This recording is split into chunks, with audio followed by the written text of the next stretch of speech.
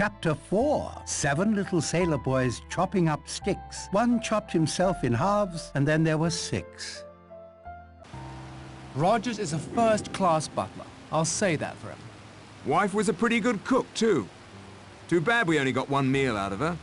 Ladies and gentlemen, back to the business at hand. I'm going to ask Mr. Narracott to continue his investigation. But he's the last one who saw the General alive. The last one who is willing to admit to it. Mr. Narracott?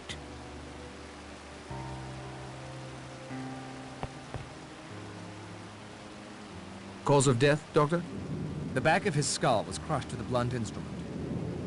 Could the General's death have been an accident? There were multiple wounds. Unless he repeatedly slammed the back of his head against a rock, I think we can safely rule out accident and suicide. Which confirms what we've all come to suspect. The first 2 deaths were undoubtedly murder as well. I concur. Time of death? Only a few minutes before he was found. Not more than 30 at the outside. Do you have an alibi for that period of time? Why, the judge and I were playing snooker. Forgive me, Doctor, but you went up to your room, if you'll recall. Oh, of course, of course. For a moment or two only. Good evening, Doctor.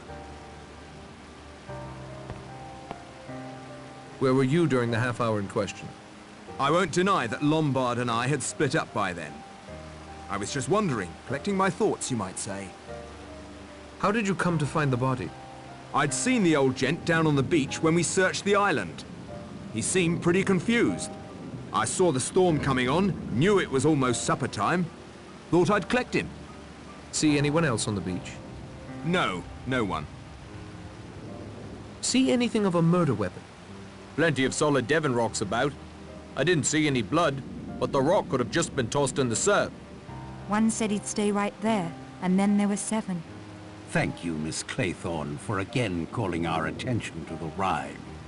It is significant without a doubt. We have one dead from having choked himself. Another overslept herself. Now a third wishes to remain in Devon, and his wish is granted to him in a most final manner. That'll do, Mr. Bloor. Where were you during the half hour in question? Up on Ship Rock, where we spoke. The entire time? Yes, until the wind came up. I thought I should get back before the storm. You could see the beach from where you were? I spent most of my time on the far side of the summit. But I did move to a position above the beach once or twice. I saw you talking to the General from there. Yes. He seemed to know he was going to die. Could that be because you were swinging a rock at his head? He was quite alive when I left him. Did you see anyone else on the beach? Yes, I saw Philip. Mr. Lombard and Mr. Bloor walking up the path from the beach. But that was earlier. Anything else you can add, Vera? No, nothing, I'm afraid. A good evening to you, Miss Claythorne. Stay safe.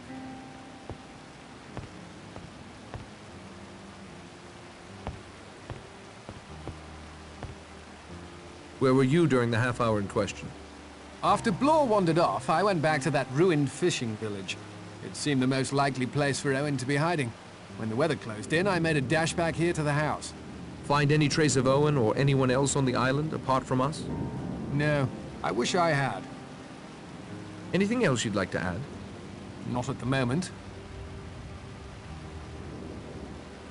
Do you think I should use the parachute to try and reach the mainland? Yes, I think I'll feel a lot safer with you gone. Could you assist me with your plan? I handed it to you on a platter, Narracott. Surely others can help you with the menial work. I will pilot it for you, however.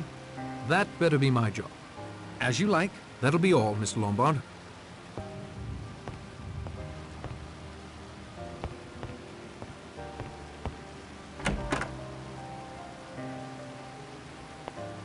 Where were you during the half hour in question? Mostly in the kitchen, sir, preparing dinner.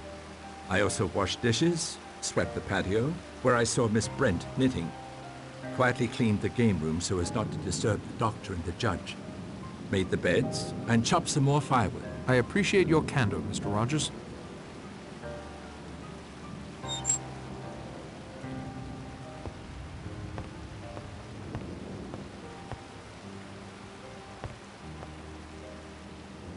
Where were you during the half hour in question? On the front patio, knitting. I'd been there since just after breakfast. You spoke with me there. We saw her too after we'd searched the house. Thank you, Mr. Lombard, but I feel bound to add that there were many stretches of time throughout the morning when I was quite alone.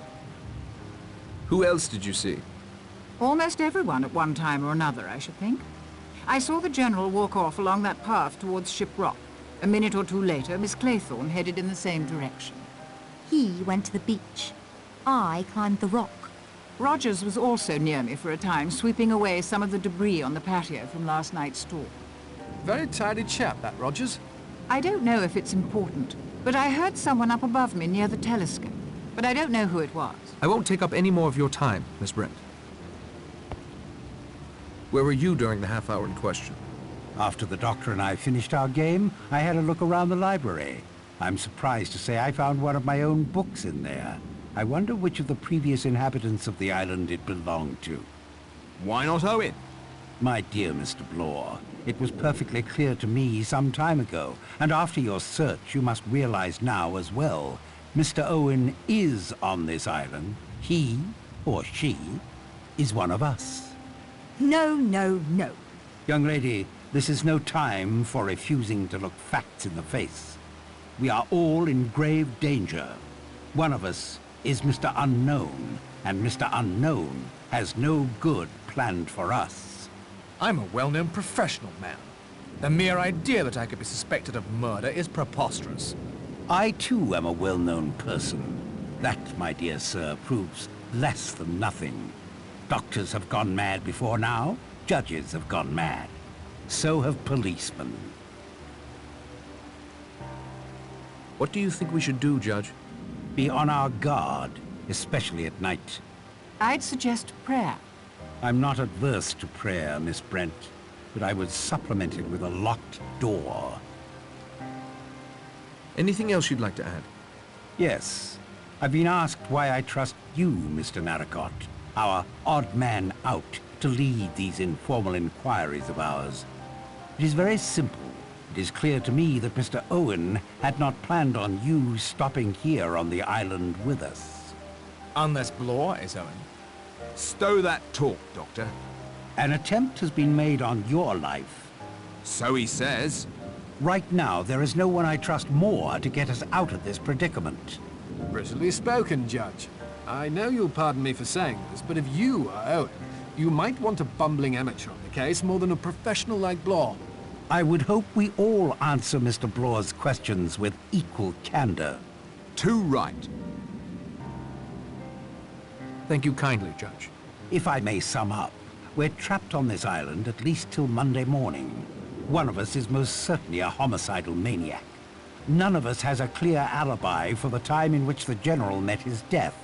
Have I forgotten anything? Yes, it's storming again.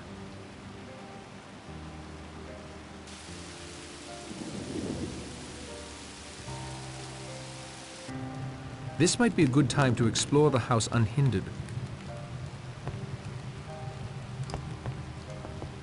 Our Lord moves in far more mysterious ways than you can ever hope to uncover.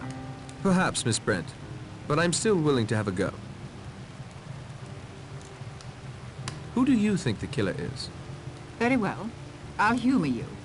Mr. Blore seems the most likely suspect. Why? He's already admitted he's checked up on all of us as part of his supposed job for Mr. Owen. People with secrets, especially those with secrets concerning possible murders, don't make their complicity common knowledge. It would take a man like Mr. Blore to ferret it out. Any idea who Mr. Owen's next victim might be? Forgive me, but I doubt he takes you very seriously. That leaves the judge as the biggest threat. Yes, if I were the killer, I'd go after the judge next. I won't take up any more of your time, Miss Brent.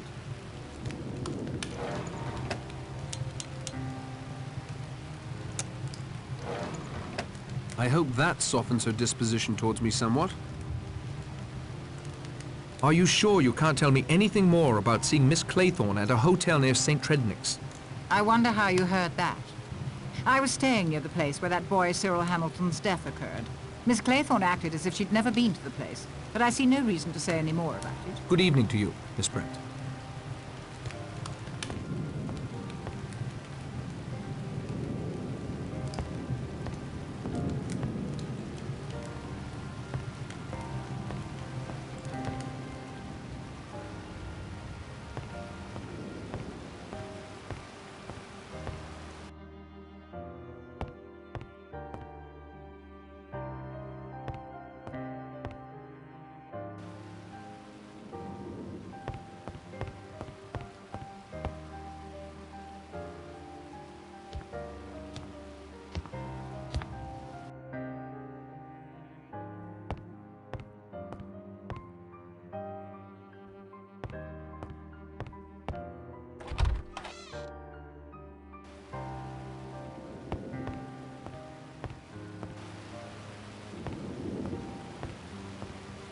Dr. Armstrong, What? What? I must say, I don't think much of this barging in on people when they are... ministering to the sick? I don't find that amusing, sir. Not in the slightest. Dr. Armstrong, if it will relieve your mind at all, I don't think there's anyone alive on this island who truly believes you are a teetotaler. Somehow that doesn't relieve my mind one bit. You protest too much, then eye the drinks tray as if it were manna from heaven. You sneak off to your room to freshen up every chance you get. All right, Mr. Narracott, you've made your point. What do you want?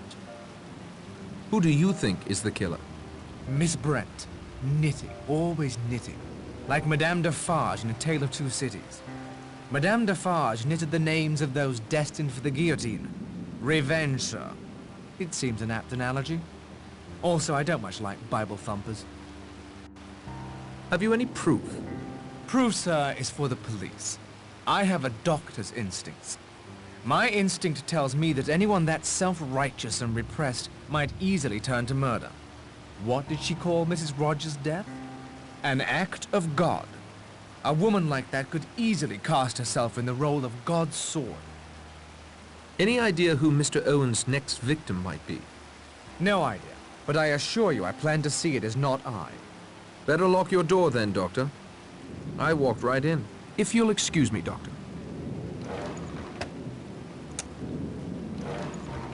Perhaps that will satiate the good doctor's sweet tooth. Are you sure you can't tell me any gossip surrounding the Seaton case? Gossip, my eye. I got it directly from Sir John Matthews, KC, who was observing.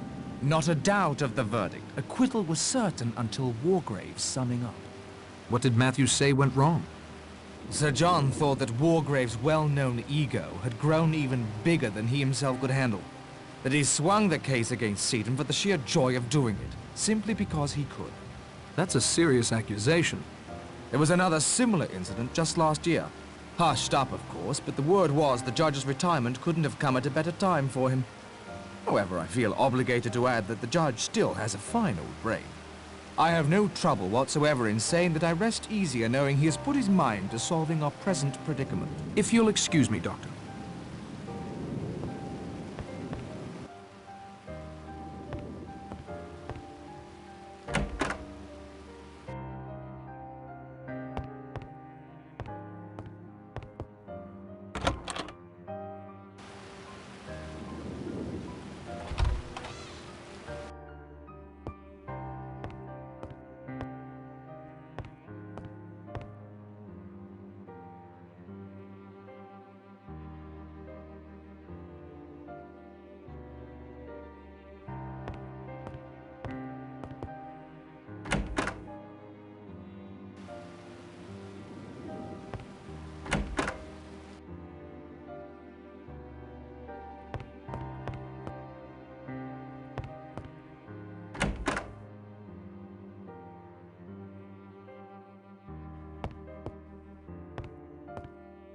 Come here, Mr. Narracott.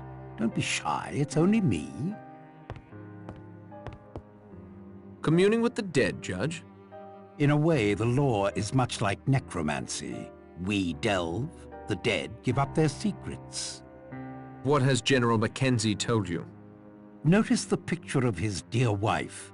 Leslie, I believe he said her name was. The glass has been smashed, perhaps by the same blunt object that did for the General. But why? If we knew that, we might be further along in our inquiries, don't you think? If I had to hazard a guess, I'd say it has something to do with love. It's one of the prime motives, you know. Greed, revenge, and love. Love has killed as many as either of the other two. Who do you think the killer is? Lombard is a man used to killing. He freely admits it. It could be a classic double bluff, plead that he is guilty so that we assume his innocence.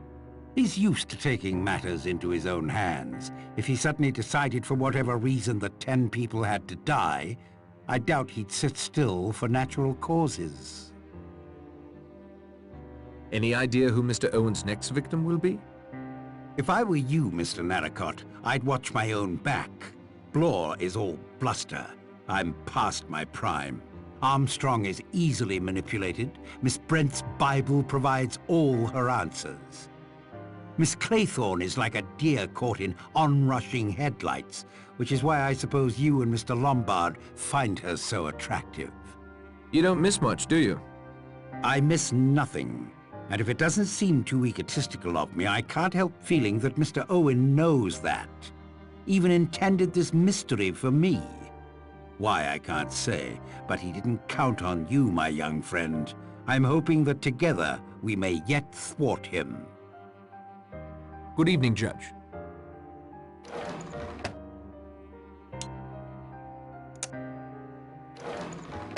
Although I don't condone smoking, who am I to judge a judge? Are you sure you can't tell me what you were hinting at about Marston's politics? Marsden's family was furious with him for becoming involved with a London group enamored of Mr. Hitler's expansionist policies. It's always sad when the younger son of a great family goes astray. I appreciate your candor, Judge.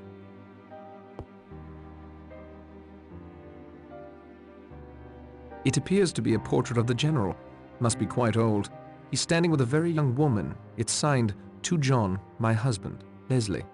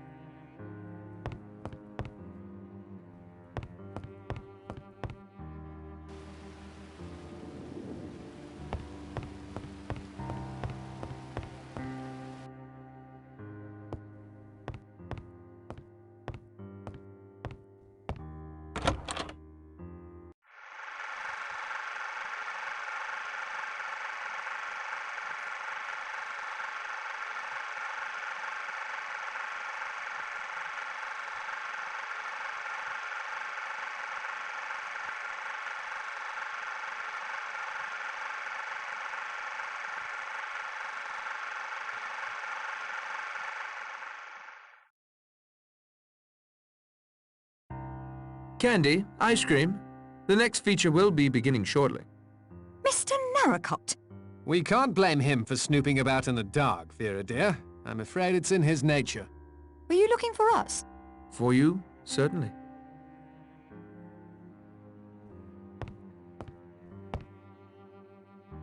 And who do you think the killer is?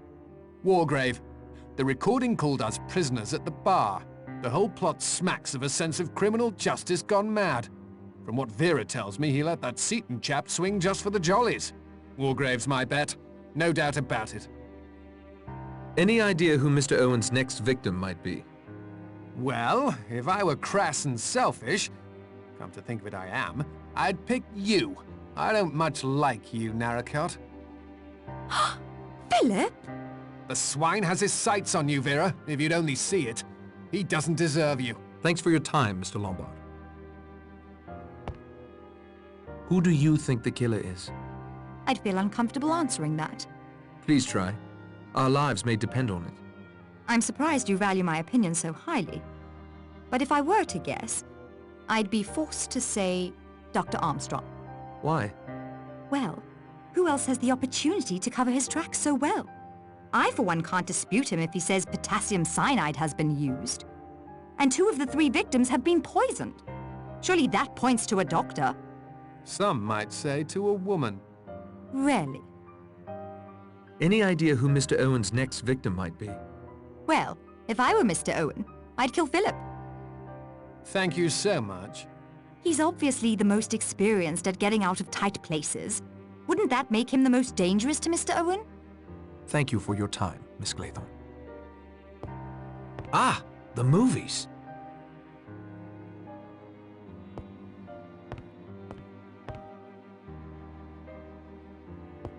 The Queen's Handmaiden, Gabrielle Steele. I find her style slightly histrionic. Ah, the movies.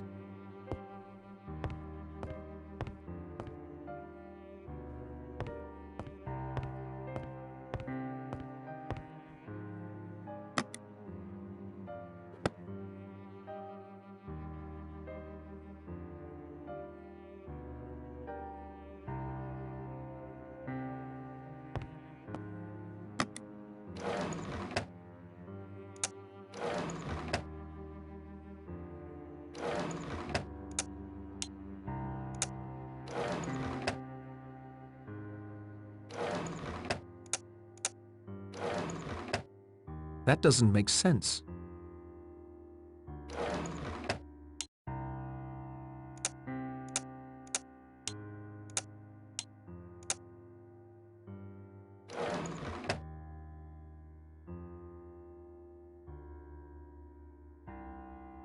It's tightly locked.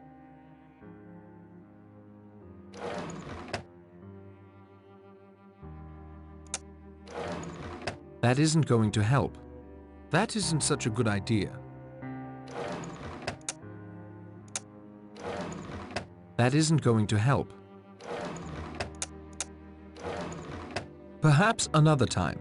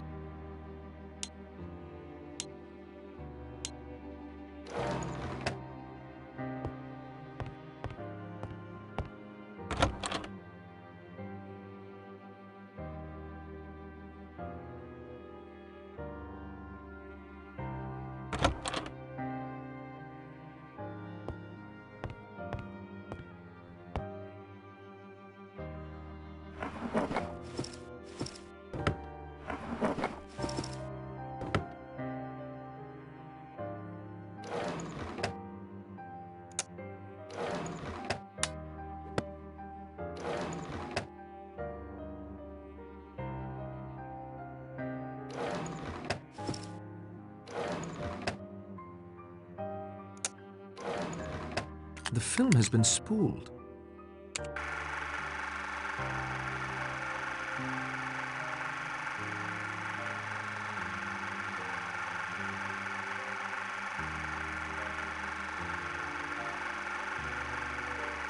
Looked like a home movie of some sort.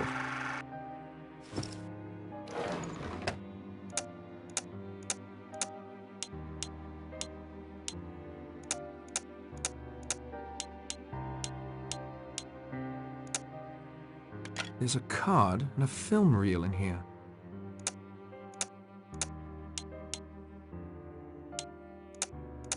This could use a closer look. Let me examine this further.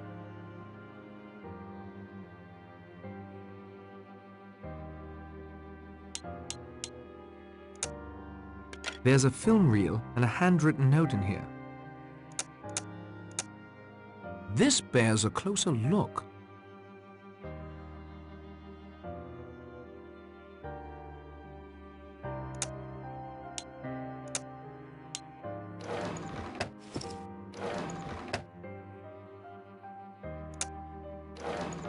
A Gabrielle Steele film? No thanks, I'd rather not watch that tripe. A Gabrielle Steele film? No thanks, I'd rather not watch that tripe.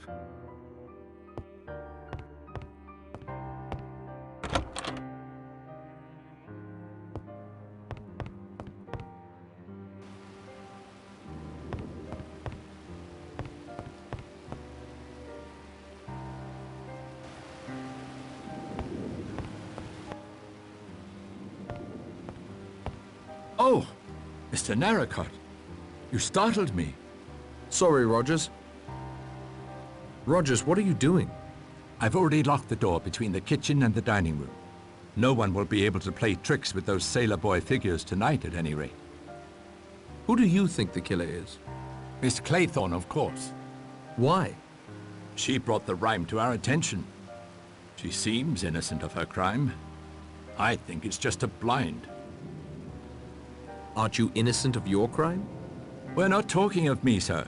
And she's the least likely suspect with drunken doctors, wily judges, religious zealots, cowardly hunters, and you, whatever you are, running about. Usually it's the butler who's the least likely suspect. Not where I come from, sir. Any idea who Mr. Owen's next victim might be? Miss Claythorne. But you said she was Mr. Owen. Did I? Then Miss Brent. Why? There's something terrible about her. There's hard steel under those frumpy clothes. Mark my words. Owen would do well to polish her off before she gets her knitting needles into him. I appreciate your candor, Mr. Rogers.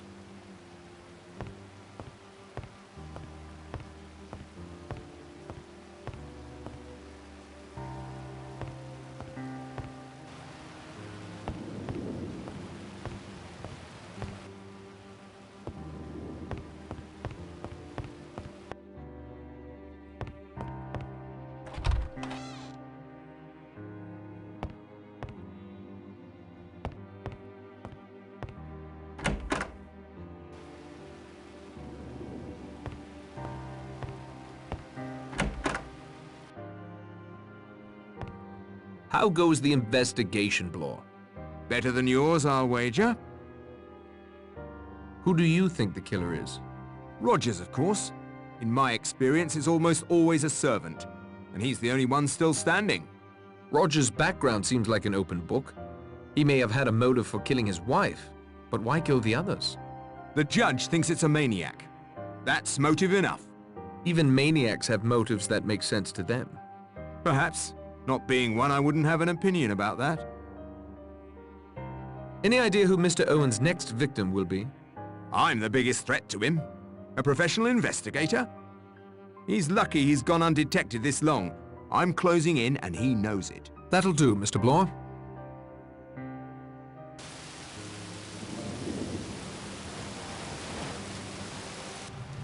Everyone should be asleep by now. Those still awake must certainly be up to no good. Present company excluded, of course.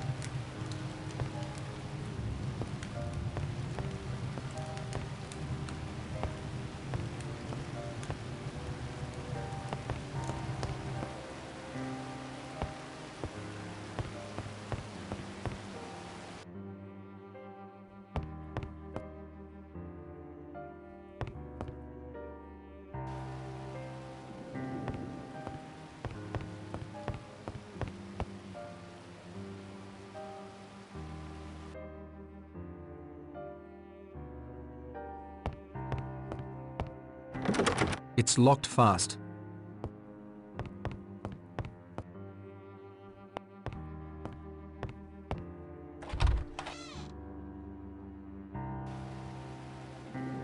He's as tight as an owl. I expect nothing could wake him up.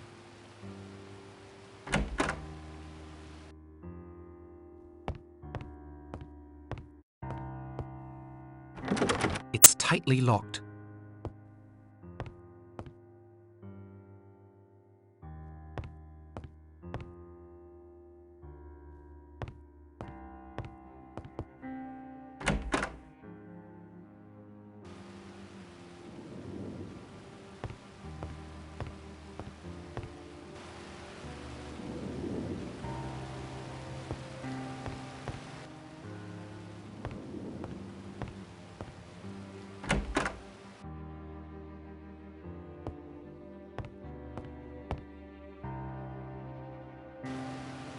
No, Philip, you cannot come in.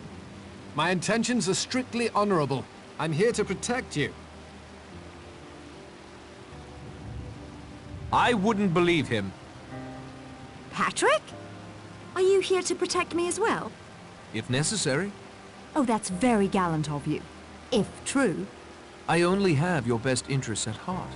I too. Gentlemen, I appreciate your concern, but I will be quite all right. I intend to put furniture in front of all my doors. We all need sleep, I think. Please excuse me. A piece of advice, Narracott. You may get the killer, but I intend to get the girl. And if she's the killer? Well, that will make for some rather interesting evenings at home, won't it? I think it's time for me to get some sleep. I can barely keep my eyes open.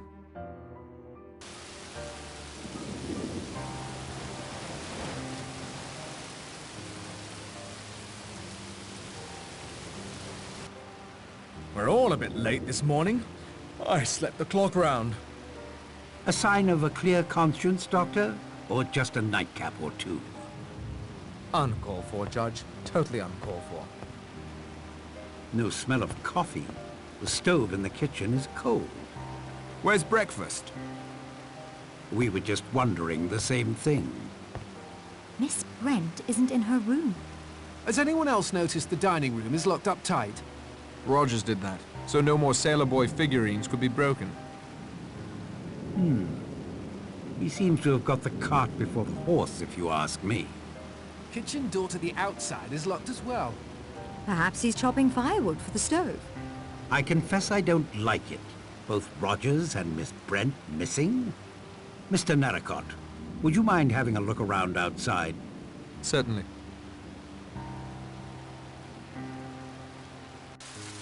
You don't mind if I tag along, I'm sure.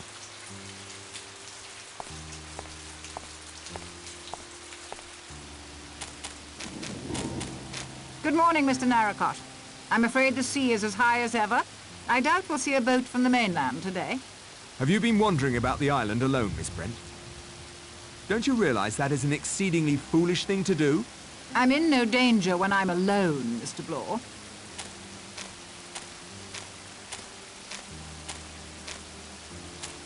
She doesn't get it at all. I'm sticking to you, Narracott. Let's find Rogers.